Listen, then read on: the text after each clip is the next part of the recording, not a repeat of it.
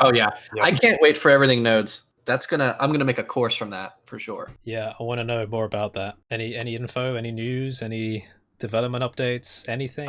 Particle nodes is, I think, Blender 3, and that's the first wave, and then it's simulation nodes. I think that's what's generally known. And when's 83 like officially becoming the stable? It got delayed, but I think it's like definitely within June.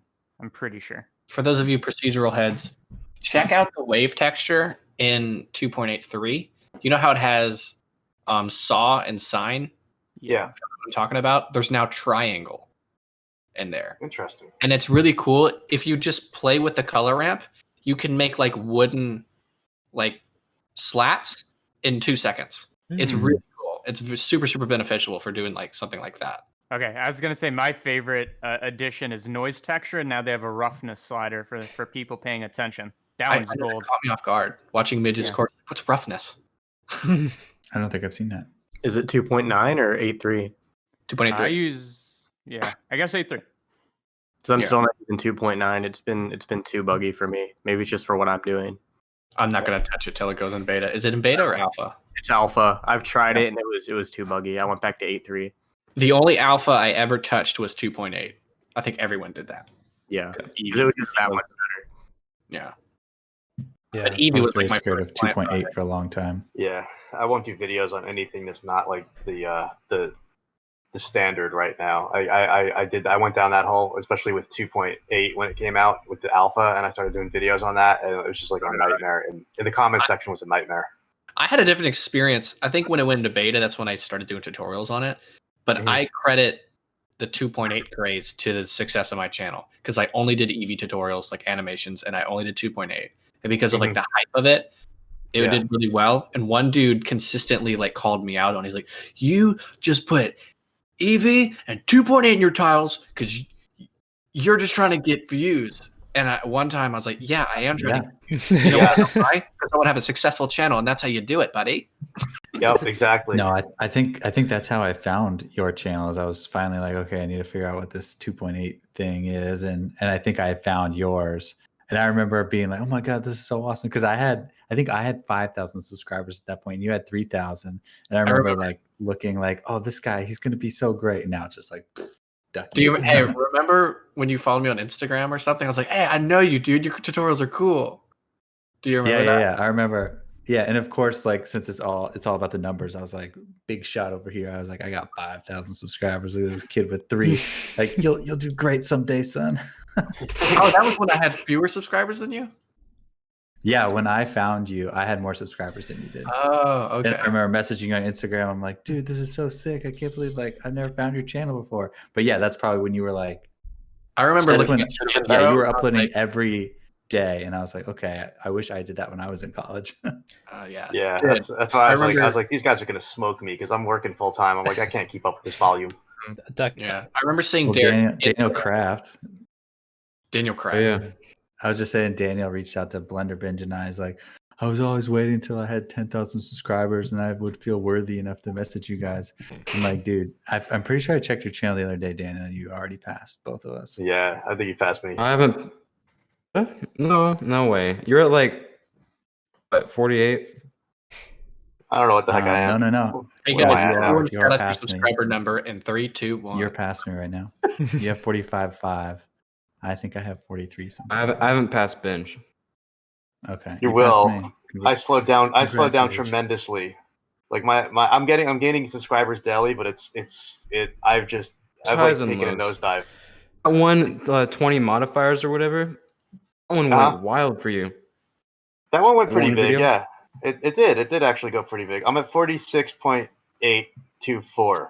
That format does really well, like the number of something and then the something else after it. Yeah, those did well for me really early on. Those were some of my biggest ones, and I was like, why don't I just go back to doing that? So I did, and it did. It took off for a little while, and then I did like the 11 space ones, and it like didn't do nearly as well. I was like, well, I guess Blender users aren't space fans and geeks and stuff, but then I'm like, no, they are. So what the hell, algorithm? But whatever. You know who's the only Blender channel who can do a multi-part course and all of them get good views is Blender Guru. Yeah, that dude's awesome, man. He's been around forever though. Like YouTube loves him. Years. I was gonna say if you scaled it down though, like the amount of views he gets, like divided by his subscribers, is he getting more? That's I true. mean, the algorithm obviously helps That's a there, good one because he's got like a million. He's hitting that 10%. So what I heard about from some, because if you look at his series, like his first ones always have a lot, and then you can see how people taper off. Yep. but they still all do very well, which is I'm super happy with. But it's all about like what the Blender community is interested in, and he somehow nails it every time. Including Well, I mean, he also has trust on his side. Like people trust him. For, yeah. I mean, Yeah. I don't know if people were interested in chairs. I think he defines what Blender's interested in. Blender community is interested in. Yeah. Pretty much the donut. I mean, Yeah, I was waiting for that It's chair very- tutorial. It's very well designed. I mean, the chair was supposed to be a modeling tutorial, and it is. He just picked an object that has a good number of types of surfaces, so it's a good object to work with. And I think the donut is a.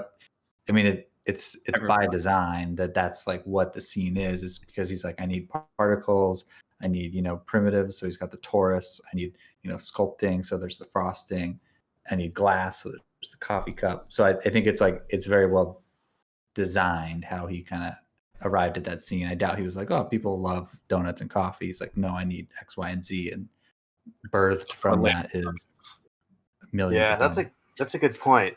It's also a good point in understanding, and I think that's a really good topic, understanding what the Blender community is interested in. And it seems so fickle. I don't know if it's just because it's growing exponentially because of 2.8 and its accessibility and like the fact that it actually feels like a free version of Maya, but fun. Like I don't know, like, but I don't know like any given moment what like the masses is interested in, and it shifts all the time. I don't think there is ever. I don't think there interest. is, right? Yeah. Here's what I think it is. Correct. There's two types of Blender tutorial watchers, or maybe there's more, but there's two big ones. There's the people who just want to make something really cool and they don't care about the tools. They just care about the end result, which is what my channel's catered to. I don't teach tools. I teach scenes and ideas, and you learn something from them. And there's the people who just want to learn the tools to well-round themselves. Because I think a lot of beginners, they just want to, like whenever you're a beginner in a program, you just want to like make that cool intro, that cool text thing.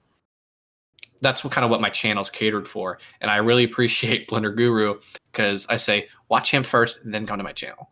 And then there's the other subset of people who watch it to learn Mantaflow, watch it to learn Smoke Sim, watch it to learn all the modifiers. Those are like the more like technically minded people who don't really care about the end result. They care about making something really well structured and also just themselves as a good user. Yeah, I think viewers, well, at least in my experience, like I started out watching After Effects tutorials just for like the end result. And I think as you mature as like an artist, you begin to see the things that are part of tutorials as like tools that you can use to create original content. So I think, you have those two audiences, but I think they morph over time as they, if it's something that they put time into. For sure. Yeah. I think I would encourage anyone watching a tutorial is try to think outside of the box when you finish it. Like, sure, I taught you how to make this sort of alien looking landscape, but I taught you 5 different things that can be anything else.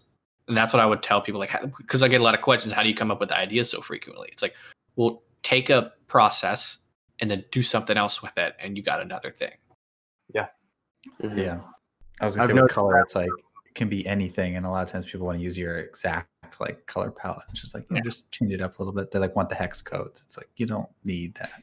Yeah. Yeah. If like, you want to zoom in. Yeah. Just go to Home Depot and go to the paint chip aisle and then you get all the color matching you want. It's all the research has been done for you. Just go.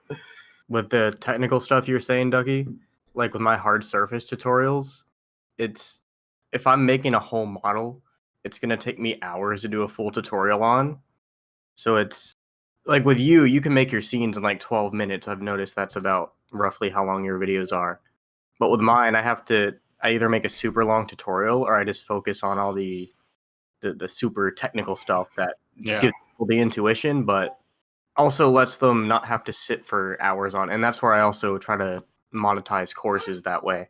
Because some people just want a full-length course or some sort, and I'll usually do that